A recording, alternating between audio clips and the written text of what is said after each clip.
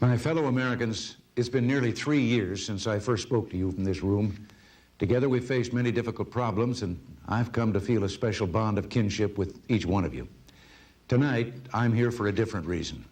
I've come to a difficult personal decision as to whether or not I should seek re-election. When I first addressed you from here, our national defenses were dangerously weak. We had suffered humiliation in Iran, and at home we were adrift, possibly because of a failure here in Washington to trust the courage and character of you, the people. But worst of all, we were on the brink of economic collapse from years of government overindulgence and abusive overtaxation. Thus, I had to report that we were, quote, in the worst economic mess since the Great Depression, end quote. Inflation had risen to over 13% in 1979 and to 19% in March of 1980. Those back-to-back years of price explosions were the highest in more than 60 years. In the 5 years before I came here, taxes had actually doubled. Your cost of living pay raises just bumped you into higher tax brackets. Interest rates over 21%, the highest in 120 years. Productivity down 2 consecutive years. Industrial production down, actual wages and earnings down. The only things going up were prices, unemployment, taxes, and the size of government. While you tightened your belt, the federal government tightened its grip. Well, things have changed. This past year, inflation dropped down to 3.2%. Interest rates cut nearly in half. Retail sales are surging. Homes are being built and sold. Auto assembly lines are opening up. And in just the last year, 4 million people have found jobs, the greatest employment gain in 33 years.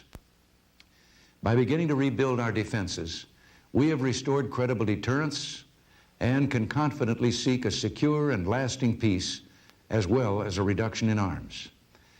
As I said Wednesday night, America is back and standing tall. We've begun to restore great American values, the dignity of work, the warmth of family, the strength of neighborhood, and the nourishment of human freedom. But our work is not finished. We have more to do in creating jobs, achieving control over government spending, returning more autonomy to the states, keeping peace in a more settled world, and seeing if we can't find room in our schools for God. At my inaugural, I quoted words that had been spoken over 200 years ago by Dr. Joseph Warren, President of the Massachusetts Congress. On you depend the fortunes of America, he told his fellow Americans.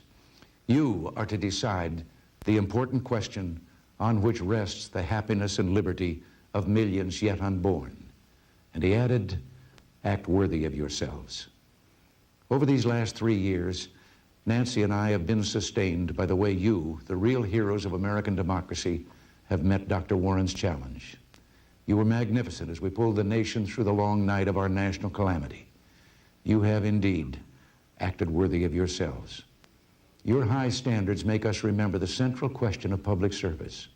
Why are we here? Well, we're here to see that government continues to serve you, not the other way around. We're here to lift the weak and to build the peace.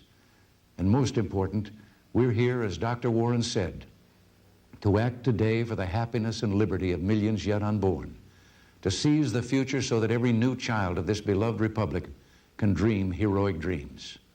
If we do less, we betray the memory of those who have given so much. This historic room and the presidency belong to you. It is your right and responsibility every 4 years to give someone temporary custody of this office and of the institution of the presidency. You so honored me, and I'm grateful.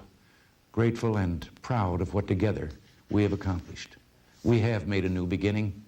Vice President Bush and I would like to have your continued support and cooperation in completing what we began 3 years ago. I am therefore announcing that I am a candidate and will seek re-election to the office I presently hold. Thank you for the trust you've placed in me. God bless you and good night. The preceding political program was paid for by Reagan Bush 84, Post Office Box 2700, Washington, D.C., 2001. Correspondence, offers of volunteer support, and contributions should be sent to Reagan Bush 84.